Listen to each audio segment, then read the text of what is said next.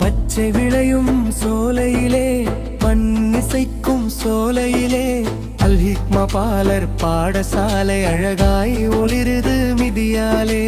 பச்சை விளையும் சோலையிலே மண்ணிசைக்கும் சோலையிலே அல் ஹிக்மா பாலர் பாடசாலை அழகாய் ஒளிருது மிதியாலே.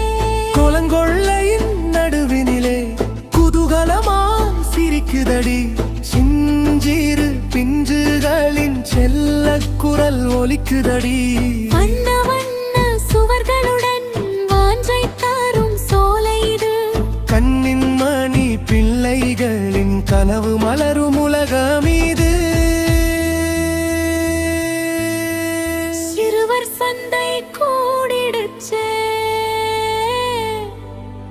சின்ன கைகள் வீற்றிடுச்சே.